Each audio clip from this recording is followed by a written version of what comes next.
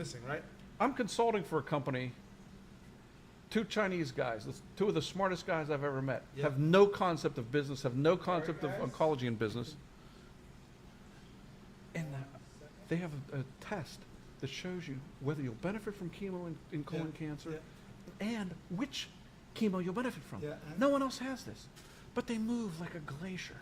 And it drives me nuts. I have a meeting with them every 2 weeks. And I say, we need to do this and this. Okay. We have a meeting in 2 weeks. Did we do this? No. Why? Well, we want to look at this. No! This is how you get things done. I want to literally strangle them.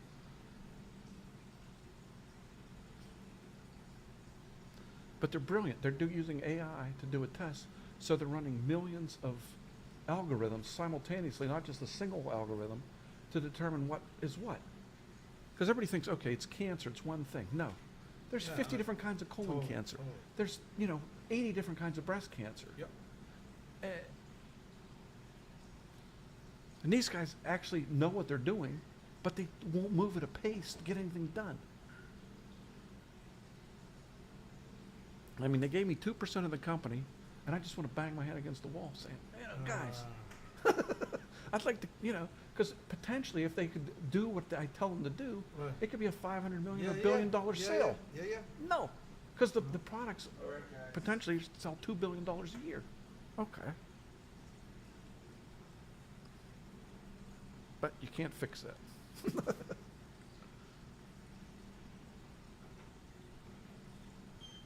You're late.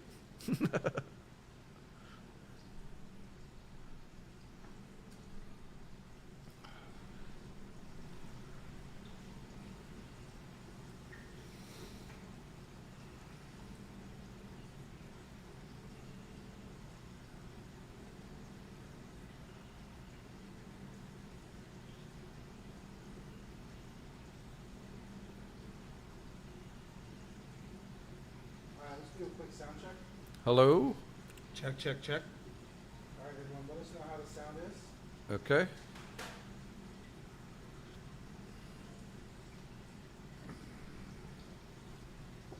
Hey, Shelly, if you're on, let us know how the sound is.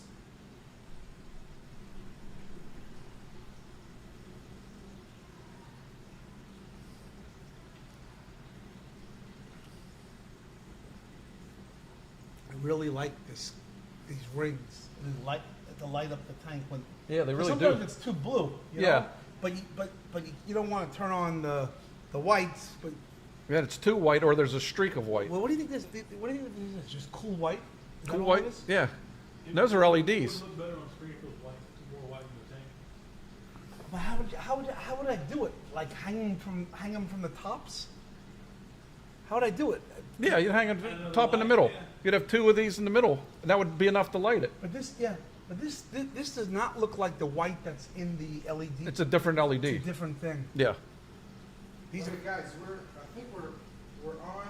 Sound is good, and thank you everyone for joining. We have Andrew Sandler and the infamous Mike Paletta, who has several decades in this reading hobby. A lot of great stories that we've all just went through. But Mike, I'll let you go ahead and start it off. Well, first of all, thank you for inviting me over to see this spectacular example of what we can do and how reef keeping has literally got to this level where you have a reef in your house. It's my pleasure having you and your organization, and I'm glad you like it. And this has been one. My hunch is it may not ever be tried again. Let's put it that way. Okay. It was a tremendous undertaking. Yeah, you said that you've had a passion since you were 8, and that this basically sat as an empty tank for 4 years before you started filling it. What was the whole process? What was the thought process of coming up with this tank, and what did you do before to get to this point? So we all the other systems were in the 800 to 1,000 gallon range, and I was in between marriages and sort of felt cheated by how the first one ended, and so vowed to do it again but bigger with the new woman, and I think we were just holding strings This big? No, this big? How high? I mean, it was literally like that. Right. I hired people to get it done, and it got done at just 2 to 3 times the cost and 2 to 3 times the time. Now, this leads me to the question that every male reef keeper out there wants to ask you. How did you convince your wife to go to this tank? Because from my own experience, Yeah. my 500-gallon tank, setting Yep. it up, cost me a car. Yep. My 1,200-gallon tank cost me a house. Yeah. So I'm wondering what this cost. Did you buy her an island, or what did you do? No, I actually just when we did the extensions for the house, I had to extend her closet and into a second story. Okay. Closet. That was the quid pro quo on the construction. So you got off easy. I got off way easy. Yeah. Way easy. I don't think she had any idea what we were gonna do here. I mean, she wanted me to not do coral in this tank and just do a fish tank and do the coral upstairs. Right. She wanted it to be easy for me, but it's not what it's about. It's about being spectacular. Right. And so, but she's been great. So after considering your negotiating skills, have you thought of like settling peace in the Middle East or the war in the Ukraine and Russia? I mean, because those are negotiating skills that should be used more for than just getting a fish tank. I think it was really helpful that we both were out of relationships and learned a lot. And when you do it again, you sort of like whatever you want, baby. At least for a while. At least for 10 years. At least for the first 10. First 10, okay. And you're 7 into this now? No, I'm about 12 into Oh, okay. So you're past the 10. this. And you 12. still have the tank and everything's happy, so that's all good. Yeah, it worked out fine. So this tank, as you said, is basically started off as a fish tank, but you still started off with a live rock and, for the most part, the filtration system, the flow, and everything else. You just didn't have the lighting and the corals. Is that how it started off? Yeah, we needed. We built it for coral, but all the extra things like extra lamps and measuring pars and I guess the reactors and phosphate. We just didn't really get to that part until the latter part of fish collection. Okay. So, And that fish part was probably a year and a half collecting. okay. Yeah, well, I have so many different questions to go Yeah. from there. You have such a wide variety of unique fish in this tank. What is your thought process to pick a fish or decide you want something, or how do you decide that you want a pair of banded angels or the only conspic blue line cross or something else that's incredibly unique in here? You start with what you don't want. And so I drew the line at the Atlantic Ocean, Okay. okay?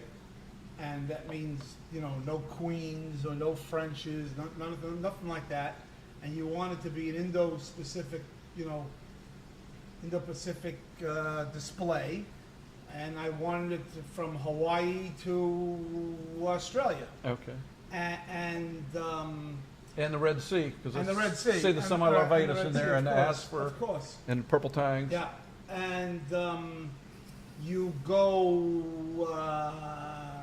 reef safe up to a certain point, and then you start taking some chances. And I've done tanks like this before, where I've had large angels and some butterflies, and I'm sort of familiar with the kind of coral that you need to do, and the no-nos. Yeah, because I don't see LPS, which is what the forget it. semi-larvatus would eat like Forget candy. it. Forget it.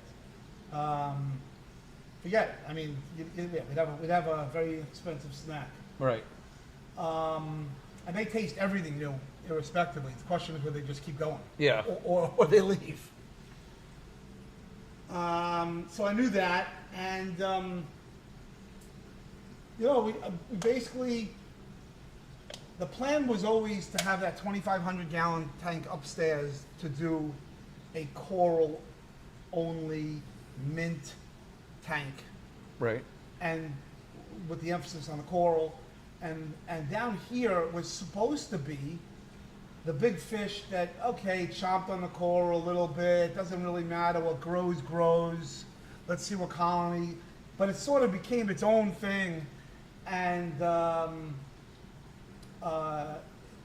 a lot more coral in here than I even imagined planning this. Oh, okay.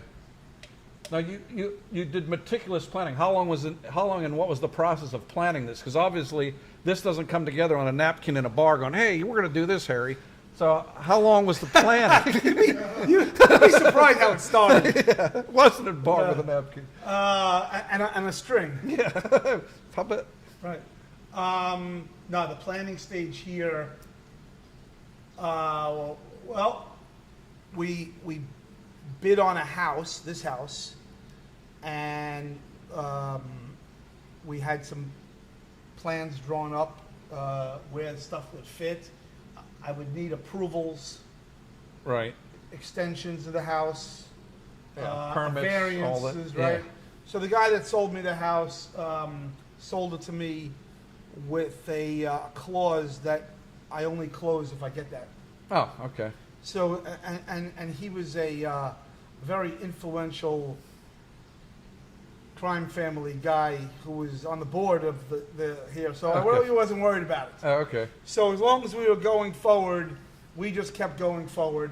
And so there was probably a good year and a half of plans being drawn up before I actually closed On the house. on the house. Okay, because you were planning the aquarium as part of the house and part of the whole Yes, project. yes. And then you start construction after that. Yeah.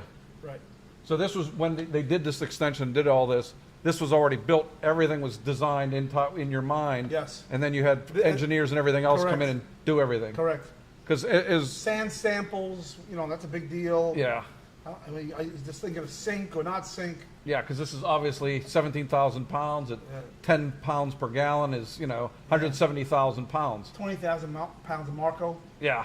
So 220,000 pounds. And yeah. I think it's about 250,000 pounds. I think that's about what it is. Yeah, in a relatively small area if you think Right, about it. Right. So yeah, that obviously took a fair amount of engineering work and architectural work to build this. Yep. Because this is basically over 3 stories. There's 2 stories underneath this, which you'll see in pictures, hopefully, Correct. is the article I'm going to be writing about this, that goes down and shows how elaborate this system is. Because what's nice is this system does not make a sound. There's That 200 gallon Makes more noise. More noise than this. Yeah, I mean, it's just so relaxing to do. So the next question is, you designed this initially as a fish system. What was your inspiration for doing the aquascaping? Because the aquascaping is spectacular because it's so open, yet there's so many hiding places that the fish are out all the time. Have you been on diving somewhere where you saw this, or see it in a picture, or just in your mind's eye? So this aquascape was created by Joe and Laura, Oh, the original couple, oh, okay. and they came.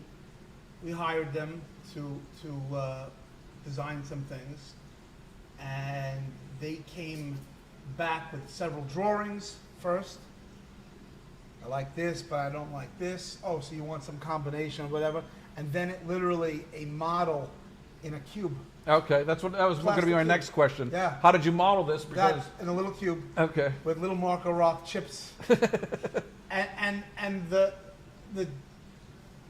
big difficulty is how do you do an aquascape where you can see where you need all 3 sides. yeah, And that changes a lot of things.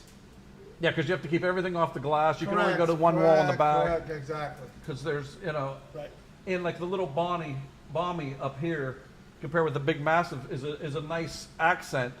Rather than just having everything open, you have a big open space all around it for all of the fish to be in. It's a Joe Iulo original. Special, yeah. Yeah. So we talked about the fish. Now, how did you these corals have only been in here, as we said, roughly 14 months. How did you go about selecting these? You didn't go about for the named corals, but you went by coloration and size. And Rashid told me that basically you found a lot of people that were getting rid of tanks or had big colonies and wanted to split them or whatever. And that's a lot of what you did to help fill this tank. Yeah, so we benefited from that whole name stick revolution, where people were getting rid of chunks So they could put a name so coral they in. could put a name coral in and grow it and make money. And so I took everybody's chunks, and frankly, like it would come in so fast. We would like, well, we don't have another vat for you. You got. I'd have waiting lists of tank breakdowns. That's amazing. Amazing. Yeah, that is And they amazing. were all spectacular colonies and milk, like stuff that you'd be like, I can't believe I got this. Yeah. No, looking at it, I can't right, believe you got this right. too, and the size you have. I'll take a little bit of credit there. Yeah. I mean, look at this stuff with the. Yeah, like the grafted Stairs, Monty, yeah. even the green Bali Slimer next Yeah. to it is a spectacular colony. Right, that came from someone's tank. Rashid, that was the Green Valley Slimer. Yeah, Wasn't that it? was the one from Jersey. Jersey, right? Yeah. No, that has a story. That's a guy, Marty, from Long Island. All he used was Kalkwas. It was very old Right. school. Right. Huge colonies. Yeah. That and the colony above the Monty. Oh, okay. The other brownish Yeah. green stuff. Yeah. And the blue one next to the Oh, okay. green. Oh, what looks like a tort. Yep. Okay, So those they all came from Marty. Yeah, that's all Marty. There were some things in there, sorry to interrupt, No. like the chalices were kind of wait and see. Yeah. Like the Raja Rampage, that was like an amazing weekend for us because they didn't go after it. Before they did, but what I kept telling Andrew and what kind of worked out was, you're gonna have so many different corals in that you're only gonna nip at certain corals only a certain amount of times. Yeah. So Still be the able to first do it. corals we put in were like, oh my God, I can't believe what the fish just did to that. Yeah. Okay? Yeah, I mean, know. I was just like, oh my God, we'll never get a chalice in here. Forget about leather coral. Like it was just, and over the 6 months, process, you start realizing it's okay. The first day they let's give them a day. And the more that happened in the tank, the less they cared. Right. And until one day we realized they don't care about chalice anymore. They don't even care. Like, yeah, they came over. Or they come may over, pick at it, they but pick you at have the garage, 20 they of leave, them. They leave. Yeah. They leave. So that process was sort of important in building this. Yeah, because if you'd have put frags in here, they would have just disappeared. So Gone. you have frags that you're growing out and stuff in other smaller tanks. Correct. That you may put in here, but you may keep them where you can see them. Correct. Because in here they get kind of lost for the Correct. most part. You can't Correct. really see a red polyp in No, here. no. You see the whole colony. Correct. Now, And some of these pieces, I mean, some of the stories behind some of these pieces, other pieces, we went down to Orlando. the worldwide and top shelf. I had a private jet, Yep. loaded the private jet up with coolers. Yep. And, because you can't transport these things without breaking them. No. Unless you did it that way. Yeah. And so some of those pieces, that's the way to do it. Yeah, it definitely is. Now, when you bring them home, what's the process for quarantining them? Because obviously, as with fish, you have to quarantine everything. When you have a tank this size, you put something in it's a pest, you could wipe out the tank. Right. So, the stuff that comes from worldwide and top shelf, I was a little less worried about pests and more about where am I going to put this monster? Right. Sometimes we created baffles. Remember, you get home late at night, you're not going for a dive like right away. So Yeah. they have to go somewhere temporarily. Right. So we create baffles, temporary baffles, in the lab. Right. We have 4 other vats where other pieces went, and then you go for a plan. And the plan is basically, if you don't know the tank,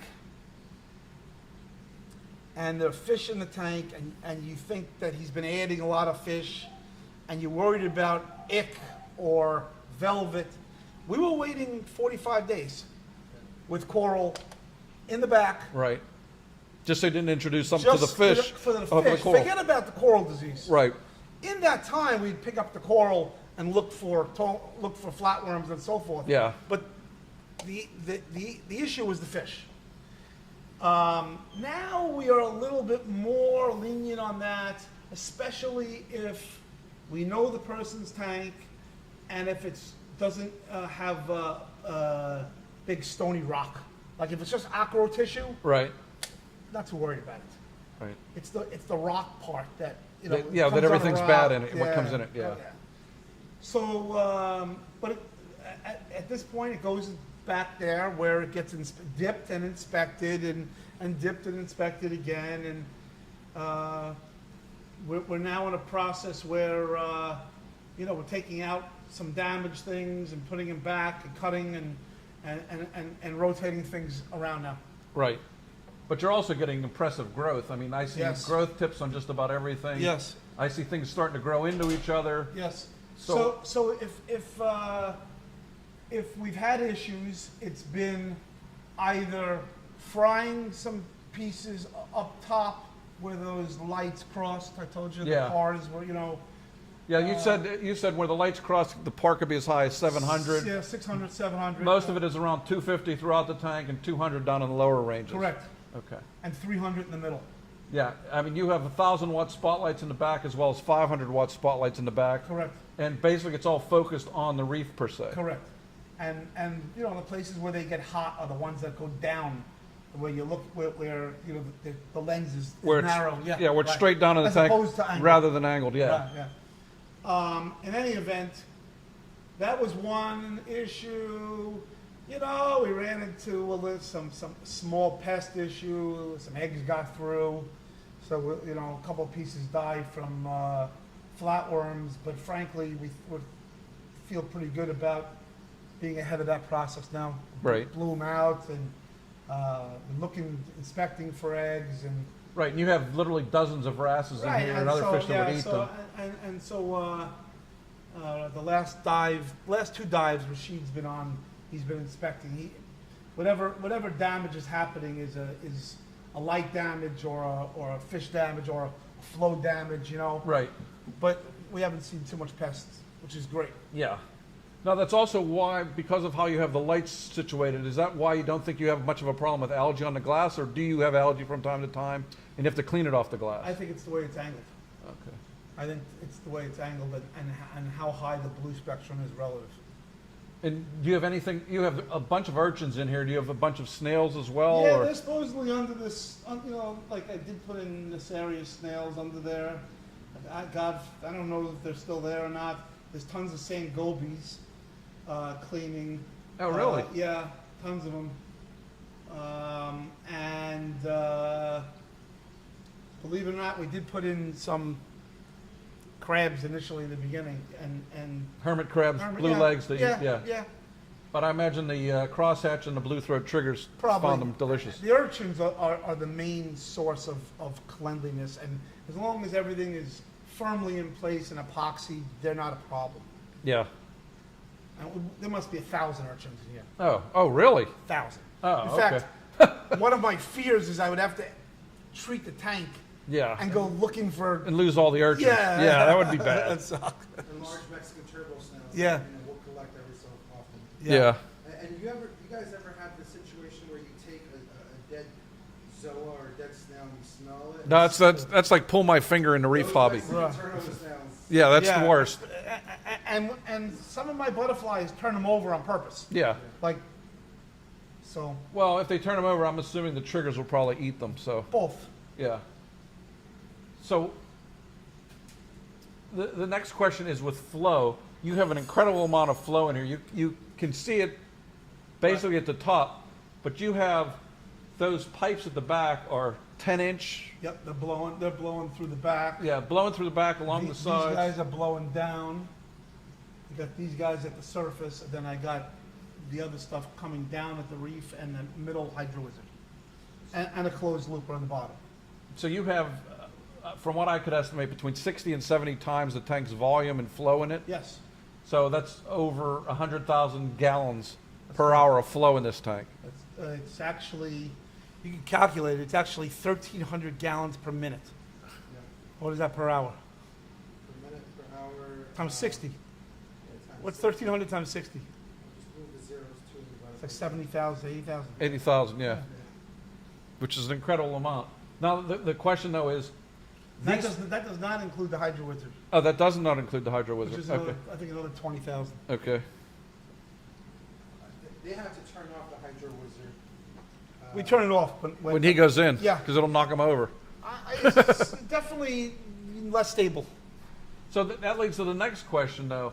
Over the next, this tank is only 14 months old and starting to really grow in. Right. In another 14 months, Yep. a lot of these corals will have doubled in size Right. and cut the flow significantly and Yep. start accumulating detritus. Right. What are your plans for redoing the flow? We basically talked about what We you were talked thinking about about. it, and what it comes down to is either doing something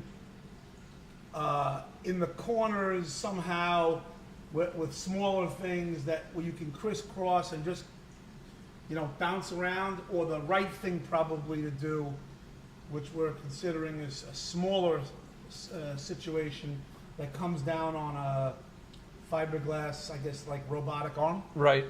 and can sweep the tank and sweep blow it in this direction. Right.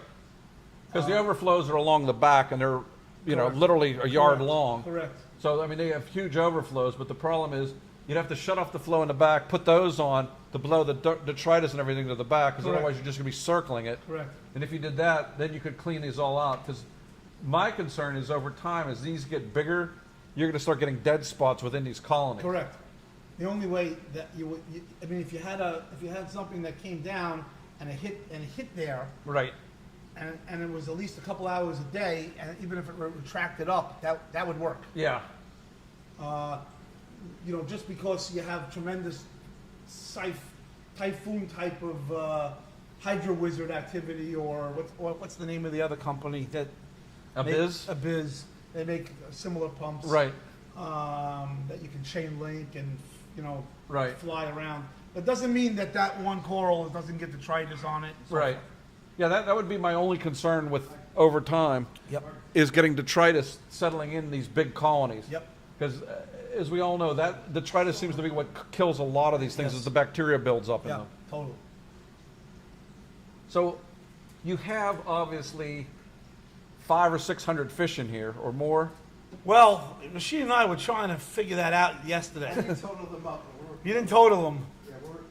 I did a probably quick right. total between 500 and Okay, 600. that's good. That's a good number. Now, how do you feed them so that they all stay as fat and healthy as they are? And then how do you keep the nutrients from getting totally out of control? Yeltsin makes them 5 to 6 pounds of frozen food a day. Okay.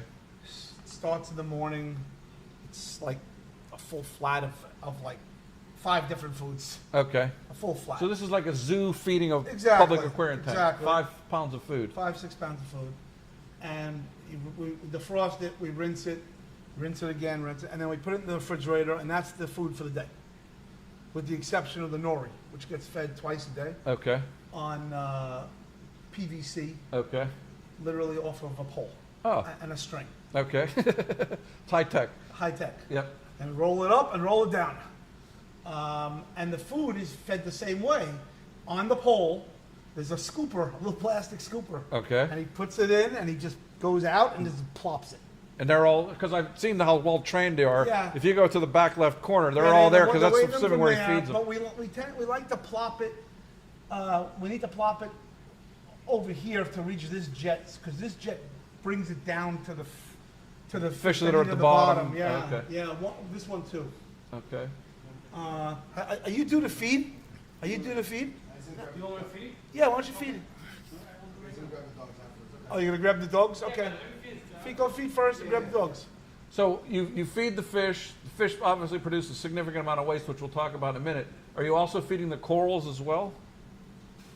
So Reefroids, I thought, and we some other actually don't things. use reef rods in this tank. We use Benepets. About Benepets, okay. And we just started doing that, you know, a couple of spoonfuls a night, Oh, okay. every 3 nights. Oh, okay. But we've been adding amino acids, Okay. and that's really it this tank. Have you seen any significant difference with feeding or not feeding amino acids, no amino acids? Can't tell. Or is it still too early? It's too many things going on. We're doing Andre's reef moonshining thing Right, too. you're doing the trace elements from Yeah, Andre. so we're doing too many things at once, and There, you can, if you can do the camera, or you can hopefully see the fish being fed. What a circus it is when you all can the see fish what's are going fed. on. And you see how he's in that corner now. Now's the time to take a picture of the. We'll do plenty of that. Here we go. Oh, okay. Right there in the middle. Here, let me see if I Sorry, I'm about to get in, That's okay. ruin your shots. This is, we have our own, clam Your own mussel mixture, yeah. mixture in there also.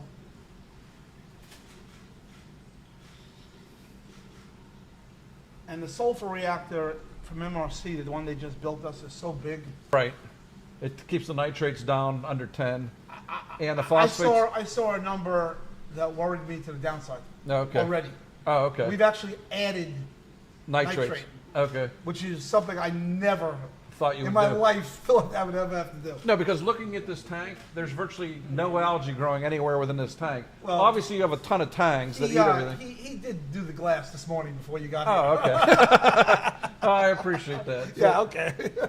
But it's still, even on the rocks, though, there's no dead spots with algae Right, growing. right. There's no cyano. There's Right. there's nothing growing here that shouldn't be growing, which is what you want to Other see. than maybe a flatworm or two. Yeah, but even those with all the wrasses and everything that you Correct, have, Correct.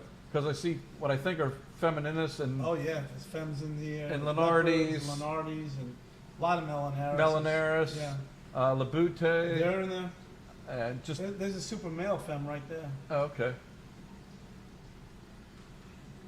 And as a result of how healthy these fish are, you're seeing spawning on a regular basis. All the I mean, time. I saw the crosshatches spawning. Yeah. The antheas spawn every night. Yep. Have The you? Bellis angels, Oh, okay. Wadnabe angels, So for anyone that's looking for bandits. oh, the bandits. Oh, they're the horniest.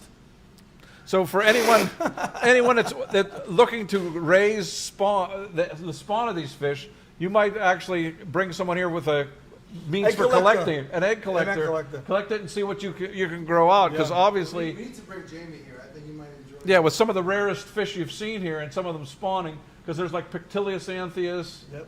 Uh, Had the Personatus spawn. Yeah. Oh, the Personatus have spawned. $20,000 babies. Yeah. There you go. So That'd be nice. yeah, if you could grow Personatus babies. And there are people that do that Yeah. No, I know. around. But remember, I'm the guy that gave you the idea. I get the first pick. It's like the pick of the litter. You don't know what you're getting when you get those egg. Those egg collectors stay in the. Yeah. I guess they stay in the overflows. That's Yeah. where they work. Yeah, it's a And little then- round device. That they basically circle and you And you collect get what it. you get, and You you get what don't you get get. upset. Yeah. You don't know what you're going to get on any given night. Right.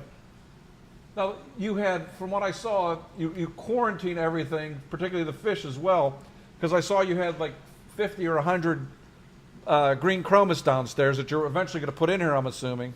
Either here or the 2,500 or the 300. Okay. But there's definitely chromis going somewhere. So that's part of the quarantine process. How long and what actually are you doing in the quarantine process for fish? Oh, it's. I mean, at this point, this is like. If I had a microwave oven and a toaster oven, I'd put them through that too.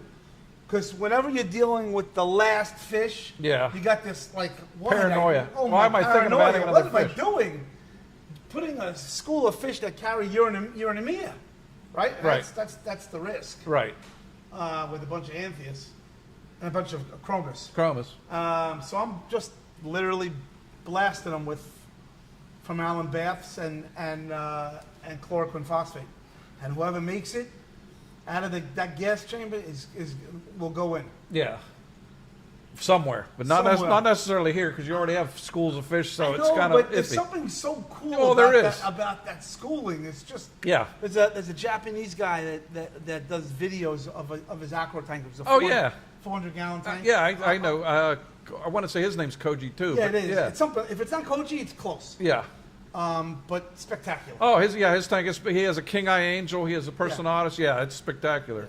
No, but as I was suggesting in that back, if you put a couple big staghorns to fill in there, and then you have the green chromis diving in there at night or all the time, that would be spectacular too. Yeah, correct. I'm just thinking of things I'd like to see. Now, purposely no hippos in here. Yeah. People always ask me why no hippos. Because you don't like ick. That's one reason, but the better reason is I've seen Joe have to take his big ugly ones out of the tanks when they get big and ugly and Yeah. disgusting, and Yeah. and their faces are falling off. And Yeah, well, that's why freckles, and I don't want to do that. that's why one of the things I suggested to keep the tanks from getting a lateral line is putting some Miracle Mud somewhere in the system. Yeah. 'Cause like I said, I've been using it. How much mud do you think I need to make that effective? You're probably looking 300 pounds, 200 pounds, somewhere in that range. How big would that fit in a tank? You would put it in- you would put- in a bucket Not in a bucket. Well, you could do it in a Trough? bucket, A but trough? a trough that just connects to the system. that just connects to the system. You could put light and chlorper in there if you wanted, or you could just put some microfauna in and you grow copepods out of your ears. Right. I mean, that's the other benefit of it. It does grow, because you're not going to grow anything in here because something's going to eat it. Yeah, correct. So that's just What about going through plumbing? Will you need to do maybe a gravity fed one or not? no. It'll shoot through because they're so small. Yeah. And the pumps are so big. And the pumps are so big. You might be able to do it with trays inside a sump, but Yeah. I have to. You have to make sure it doesn't fly all over the place. Once it settles down, it doesn't. Right, it stays packed. Yeah, but if you'd put it in trays, then it would make it much easier to clean and Correct. change over time. Right. Because I'm all about making everything as easy as I Yep. can at this point. So- Now, this tank is been up and settled. How much time do you have to spend on it now, or is it more just enjoying it for the most part, and only when there's problems do you have to spend time? I think the time is going up, not down, Oh, really? and the time tends to be like something fell or something. You have to go in there more. Okay. Something. Something fell or something's damaged or Damage, something? Yeah. Or something's burning Something's something getting else? sucked up now. The magnesium. Just more testing because there's so much more there. Right. Um, Personally, how much time do you spend putzing around with the tank? Because I know you're a hands-on guy. You're not someone that's saying, I'm going to sleep today. No, I got testing to do, or I have to check this, or... putzing around is a matter of definition. Okay. But doing things on the tank that you enjoy versus doing things on the tank that you have if to I'm do. not doing them, I'm telling someone to do them. Okay. So I'm doing them from the sideline, Okay. and that time is like 80%, 85% time. Okay. We're also I refining just- the process, Drew. Yeah. Things are changing over time. Yeah. Yeah, because it's still basically a baby tank in terms of coral. I mean, Yeah. 14 months is still... Yeah. We're creating a coral care process. Yeah. Like, for example, we came here Sunday, and Andrew saw that the fish weren't doing well. We all of a sudden started testing ammonia and nitrate. That was in the back in the quarantine In the system. back, but yeah, even here, I feel like there's a process can be created where there's less that you have to do, where it just kind of like, it's happening automatically. Look, the good thing is I started with Yeltsin and I, and then I had to bring Jonathan and Michelle and doing the diving, and now I have Rashid and so this and Dunn. My staff is growing, Right. so that puts less pressure on me, Right. and it enables the high frequency stuff that needs to get done. Right. Done on a regular Get basis. done You don't have regular to basis. Right. Which is the... where if you just one or two guys, you don't get to it for 2 weeks and it gets worse. Right. Because That's been the big difference. the key with this tank, like with every tank, as we discussed, Stay is on keeping it. everything stable. Stable. So if you wait 2 weeks to do it, it's gotten to here, you Yes. change it, Yes. versus if you do it every week, the Yes. stability is a lot closer. We did the same. We've been doing that with the trace elements. We started to notice better results when we were dosing The moonshiner stuff daily rather than once a week. and even C-Chem Trace, which is my base soup. Okay. We use that as a base soup, Right. and we fill in holes with moonshiners. Okay. Off of your ICP test, which you've just Off started that. doing weekly recently. Correct. Okay. Correct. But we got a couple of questions here. Should we just go a little section of addressing those and then continue? I was going to say let's do those kind of at the end as more questions come in, because I have things still on my mind. All right. Because otherwise, when you get old, you forget stuff. All right. Now, one of the things we discussed earlier is you started this with 20,000 pounds of Marco rock and 2,000 pounds of live rock, and And that live rock didn't come in until later. yeah, you basically were more or less curing and having the Marco rock Yeah. and draining it and flushing it and Yep. getting all Yep. the impurities and anything Yep. else out of Yep. it. Also, these are not Several your times. these are not your typical Marco rocks. Right. These Marco rocks are as big as Bulbous. desks. Yep. Yeah, so by doing that, do you think that is one of the reasons why you've had success? Because some people have had problems with marco rocks. The corals just don't do well over time. And unless they add sponges, microfauna, bacteria, but since you added 2,000 pounds of live rock, and I'm assuming good quality live rock, Yep. that sort of helped the process? I think that plus all the flushing and how long I think there was 2 or 3 years, I swear to God, the water just stayed in here and until we were ready to drain it out. Okay. I'm sure that people have phosphate issues with this rock because it Leaches out over time. But I think mine may have leached out early. You're right. Within the 5 years. Yeah, well, you didn't have anything in there, so it would just go into the water that was pure and then out.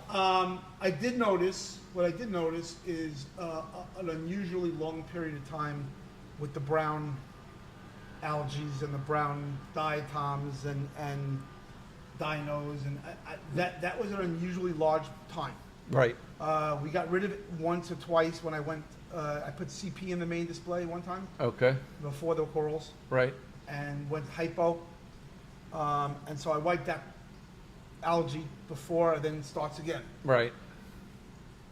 The brown is sort of like, we go in there and just blow it out. Yeah. Just keep blowing it, keep blowing it.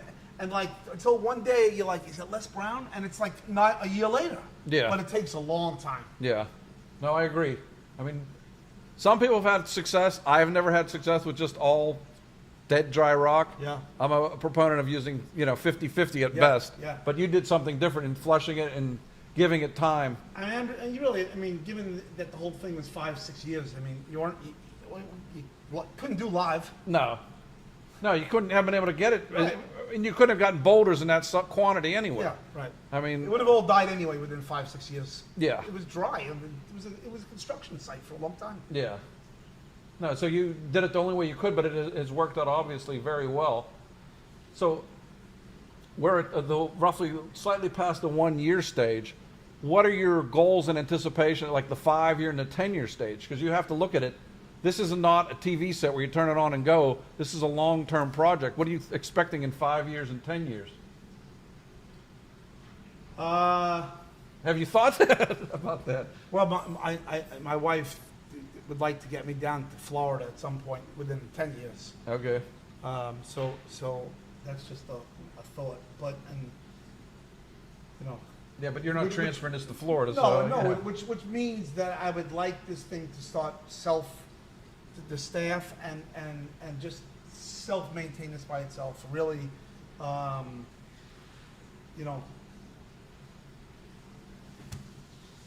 to do less. Okay. And enjoy. Right. That would be my goal Okay.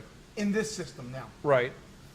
Upstairs, but you have it bad 'cause- upstairs is a whole nother story. Yeah, we're not showing you these, but he has 6 other tanks throughout the house, plus Yeah. countless quarantine tanks, countless holding tanks. I mean, we're talking 40 or 50 tanks in this house. Yeah. All told, or vats, or something holding water. So he has it bad. I mean, I thought I had it bad, but he has it worse than me. I So, got bitten by a so honey, if you're watching this video, you see someone that has it worse than me. So, in my mind, this hobby, one of the fun aspects of this hobby is that there's always something to learn.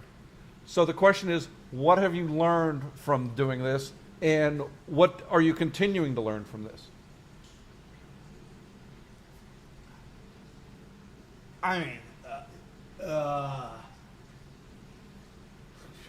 That's a tough what question. have I learned? Certainly I've learned a lot about LED lighting, Okay. which frankly, when we started designing this system, we were talking about halogens because no one would make a spotlight like you have. Like this. Yeah. So learned a lot about LED lighting. So those are custom built lights you have? They're max spec commercials with custom ballasts. Okay.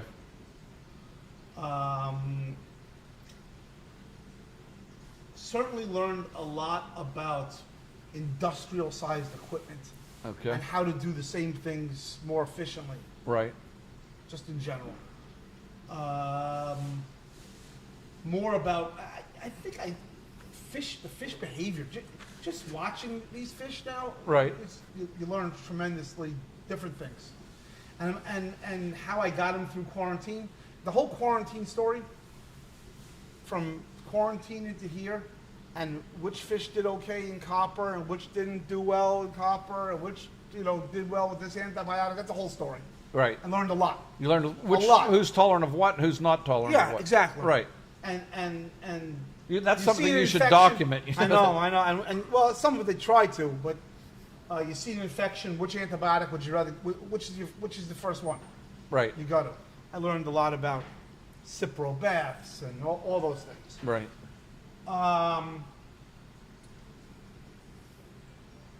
Now I'm learning a lot about coral bugs.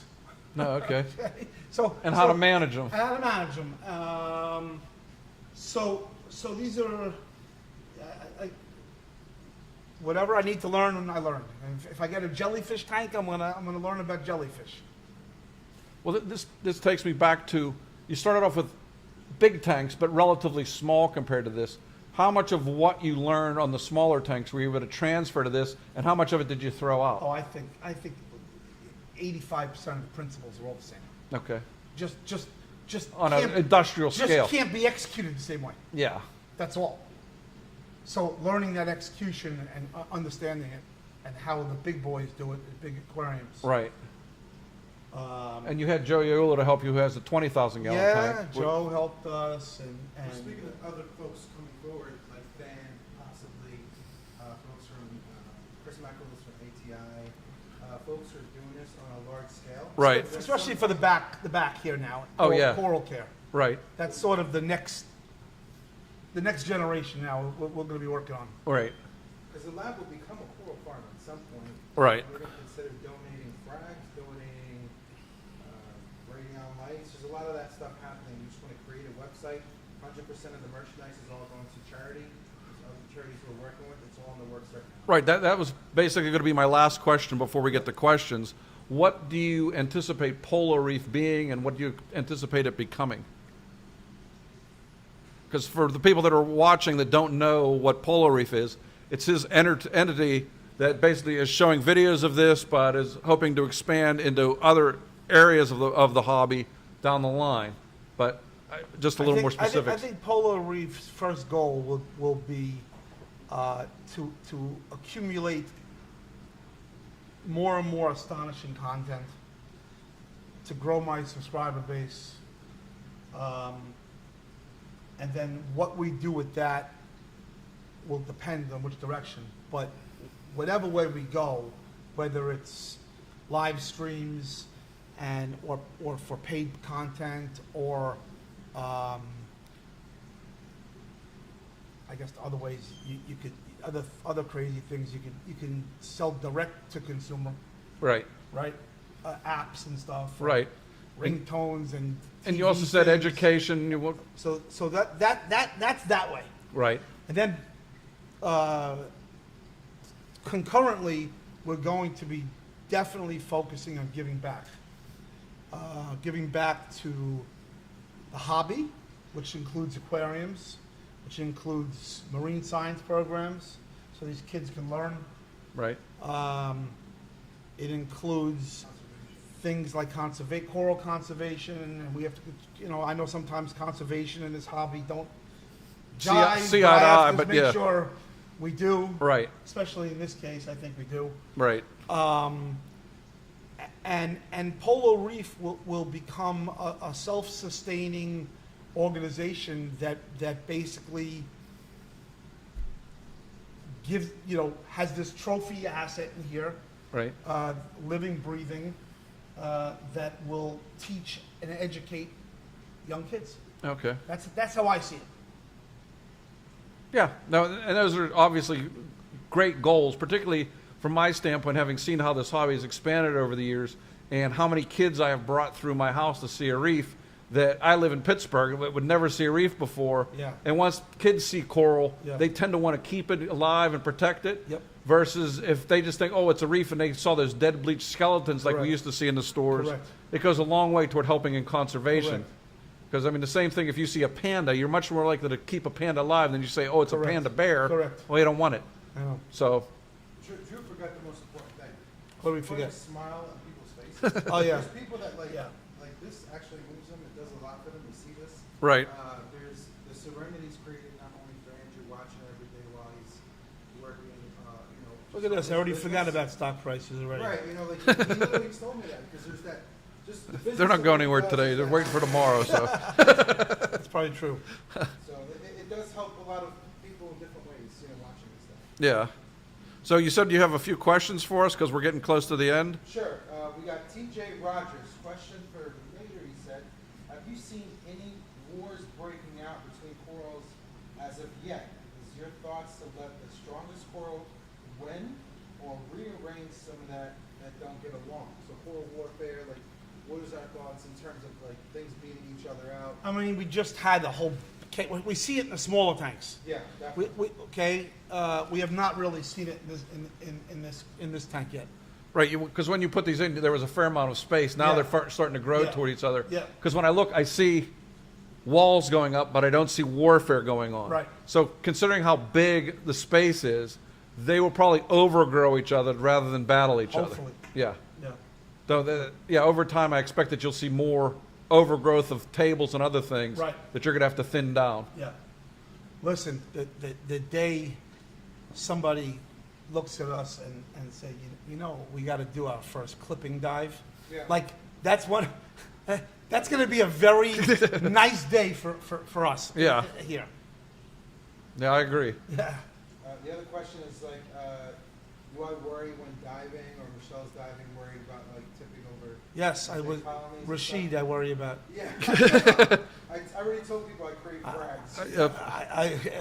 I don't know if you've seen a picture of Rashid. He's much bigger than Michelle. Yeah, Michelle hops around like a bunny in this thing. Yeah, exactly. All right, let's continue with the next question. Oh, so this is a question from Mila. He said, considering this investment, do you do frequent ICP testing, or do you mainly rely on our test kits? Andrew.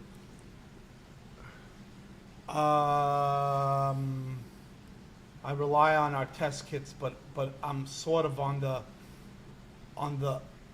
I like to open new ones all the time and test the new ones, and test the old ones, and even have multiple brands of things to make sure that they line up, and then I see if the ICP agrees. Yeah, I mean, tell them the example of the nitrate. Like Yeah. We'll take an average between the two, between Hannah and stuff. Yeah, we had a. Yeah. And at the end of the day, you know what why we were coming up high was the tube had a pink coating on it. Yeah. Yeah. And when it was completely clean with bleached, Right. it read closer. Yeah. At least they were all in the single digits. Yeah. Lower, more. Yeah. Hannah doesn't tell you to clean all their glass Yeah, pipettes yeah, because yeah. everyone thinks glass is inert. No, nitrate and phosphate both seem to And color it. these were actually the Lamont plastic ones. Oh, They were okay. even purpler. Yeah, they inside. hold even more. Yeah. Yeah. No, because you test daily for alkalinity, calcium, magnesium, pH. You have a monitor downstairs that checks everything so you can see if something goes bad because you measure ORP and temperature and pH all the time. And then you said you're sending out ICP tests weekly now. Yeah, weekly now. So, I mean, they do significant testing. Obviously, with this kind of investment, you don't want your alkalinity to suddenly plummet or your calcium levels to suddenly change. So, at the rate these organisms are consuming those components, you have to test on a very regular. And I'm surprised you're not testing like alkalinity and calcium twice a day. We are. Oh, okay. Not as much calcium, but the alkalinity he tests twice a day. Okay. And it's the first test he runs when he's here. Yeah. And it's the same person. The majority of testing is done by us. Okay. Andrew will test just in case he wants to see something. And like Bob Stark was here during the Long Island Reef Associated Fed, and he mentioned like a lot of people don't read the fine print of instructions. He said, like, for example, when you're dripping, as soon as you see that color change, that's your number. Yeah. A lot of people will continue to drip. Dark thinking color. They need it to be dark color, and they're not reading it right.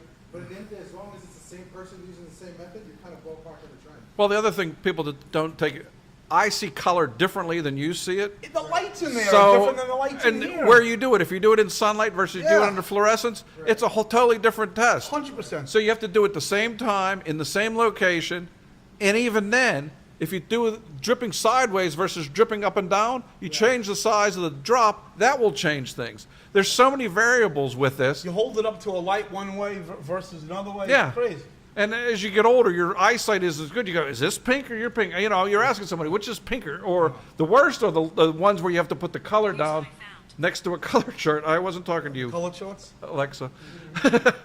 But the color charts, okay, is it this pink or is it this pink? And you're looking down at it. You're like, I don't know. Yeah. You're bringing 3 people, and then 3 people, and you get 4 opinions. No, it could It be. might be 0.1 or it might be 0.05. Yeah, and that brings you, doesn't matter. I don't think a lot of those that do the color charts matter that much, but what you want more is consistency. And obviously on a tank like this, you want extreme consistency. You don't want things, but obviously you'd have to have a huge change to get a big drop in something. Yeah. But you still don't want That's that. the one thing, man. I can change the carbon reactor in here and the GFO reactor all in once. Okay? Yep. And not see much change. I change it in there, I gotta get an aqua bleaching because my phosphate's gonna get dropped like quickly. Yeah, and your alkalinity is going to drop with it. Right, with it. Yep. It's like the Titanic movie. You're not going to do anything quick. You're not gonna do anything quick in here. No, No. but that's good and bad. Exactly.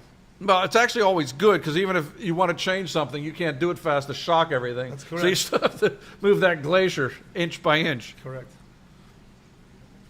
Any more questions? Because we're almost done at 3. Yep, we have another question here. With the coral, with the cost of energy these days, are you noticing anything in the bills change? You know, in terms of like just more, you know, price of energy is going up, but I know what your answer is going to be. My labor's going up way faster than my energy costs now. You're looking, Yeah. I got a lot of people working here again. yeah. TJ Rogers, how much Nori do we bring in per month? Say it again? What was the question? Nori, Yosef, How much does he bring in per month? packs do we use? Like 10 of those things? The thick half slicers. Yep. The thick half slicers that Okay. like look like a bunch of money. Right. I'd say we go through one of those every 2 days. So we bring in, So you're going through a pound a day. yeah, Okay. I would say about a Yeah, so about a pound a Nori. day of nori. That sounds right. Yeah. Um, No, and if you guys are looking at these fish, there's not a skinny, emaciated fish. Well, there may be one I saw, but other than that, Where is Yeltsin? He should do a nori feed. okay, I love that. All right. I think that's. Oh yeah. So all right. So Roger Bowles, how much is ratio? Well, how much of the ratio is culture compared to direct out of the ocean? So like wild versus culture. he basically didn't do any wild for the most part. You got all cultured from people's tanks and stuff. On the corals. Yeah, on the corals. Like Yeah, the fish have to come from the wild. I mean, you're not Right. going to get. I mean, but There even, wasn't enough of fish around. no, but you're back like your then. personatas were bred. Your That's correct. They're mixed in there. Yeah. It's mixed. it's mixed, but you know, a lot of the fish that weren't. But he also saw a lot of the fish from Hawaii that if he could get them to spawn, could help us get Hawaiian fish again. So, like I said, you got to get someone And here trust with me, an they egg spawn. collector. They Yeah, spawn. I'm sure the yellow tangs and everything They else are. spawn. Even probably the semis at this point. I mean, Yeah, the they school of do. They semis. do. I can see them all They're pairs. paired off. Yeah. Yeah. Yeah. So that's an obvious answer for the fish. For the coral, to summarize it, the majority of that tank is from local breakdowns. Right. Where we did get stuff that just came from the wild, Andrew likes going big and going unique, so he'll get some of the color morph that just maybe came from the wild. We quarantine it. That's a small percentage compared to what you see down here. Right. Yeah, I'm surprised you could even get wild except for Australia stuff of acros. That. Yeah, That. that's it. Yeah. So, There's one other place in Indo was for a little bit, and they have completely stopped. Solomon Islands. Oh yeah. It's nice stuff comes out of Old it. Yeah. Dominion Reef says, how is the alkalinity maintained? Here? Yeah, I don't know if we'll talk about the salt, or like how we just. He does 1 to It's a 5,000. combination. Yeah, he does 1 to 5,000 gallons of water change a week, and he has a calcium reactor that you couldn't pull your arms around. Which is only set at 7.1 because the sulfur reactor pH is 6.5 going into an aragonite chamber, and that's melting the aragonite chamber. So the aragonite from the sulfur reactor plus we add about, we're adding 100 and something milliliters of bionic part 1 every hour. Okay. All right, so Luke wants you to talk a little bit about the PAR. Like, are we testing the PAR? And is there a huge difference from certain areas up top Yes. versus the bottom? If you want to talk about some high-level numbers. If I turn off all my whites and just have the blues on, the tank is relatively smooth between 225 and 150. Once I start turning the whites on, I start getting some cross spots, and some of the high levels, high numbers, I can reach 550, 600 par. And most of the tank, I would say, is 300, which is the additive white plus that blue. Yeah. And it's hard because it's not like you have a Gen 6 Radeon with amazing spread. You plop it over a tank and you're done. No. Drew's He has- literally went back there to try to. He has huge spotlights Yeah, coming down yeah. on an angle. Yeah, They yeah. spread across the top with the flow across the top, spreading the light out. Yeah. But they still have cross between different spotlights where you'll get an intersection where you get a lot of light, So and then on we either leached out side some- less and less. Yes. So Leached out some lines. Let's just Yeah. say that. yeah, I mean, when those hot spots, you're going to get, Yeah. particularly if you have the nodes and Yeah. the nodes and Right troughs. now, those hot spots, the way I'm dealing with it is the whites are off. It's just blue spectrum. Right. The worldwide spectrum way. Yeah. The way corals way. Nothing's that blue. Nothing's that blue. Yeah, one of the questions Luke had to follow up with is, are we growing any corals on the bottom? We are. I mean, there's corals growing. Yeah, there's corals all along the front Yeah. ledge. You can't Yeah. see them all along the back Yeah. ledge. They're going to be doing sides where there's big boulders where it's relatively dark. They're putting chalices. I mean, as we talked about, this tank's only 14 months old, so it's basically still a baby in terms of tank age. But they're filling in every spot because he's like me. We don't like an empty bare spot in the tank, so we got to fill it with something. So they're finding different things that work in different places. Exactly. The type of lights, Andrew, you want to tell me a little bit about that? The lights on this system, Yeah. they are max spec commercials spotlights. 2 are 1,000 watts. They're the big square ones. They're up here. They live up here, beaming this way. And then the rest are either 500 watts or there's one 300 watter, for a total of 11 of those Okay. 500 watters. Yeah, 10 500s and one 10, 300. 10, 500, one, yeah, exactly. I'm going by what you Tell told them me. about Yep. the dimensions of the tank so they know how far these lights are going down. The tank is 9 feet top to bottom. Yep. 9 feet down. Yeah, so, 16 across. and 15 front to Yeah, back. right. Okay. And it's made out of 4-inch acrylic, Okay. which if you see it on the side and you see what 4-inch acrylic looks like, you'd be rather impressed.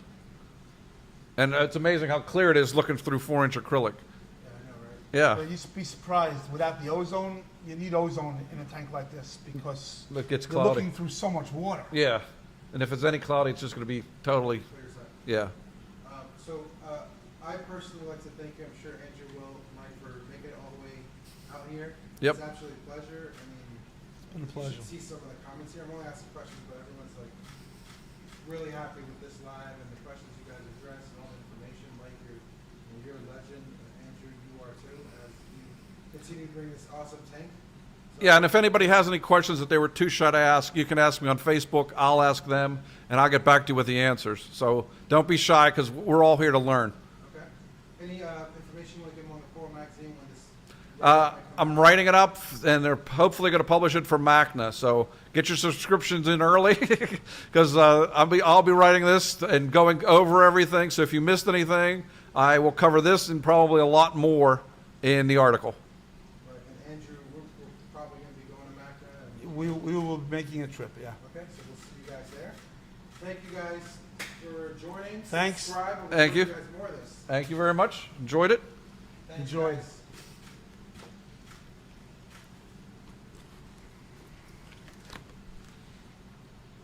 Hope I didn't throw you any curveballs or anything. I loved it. I thought you had a sense of humor. That's why I asked you the wife question.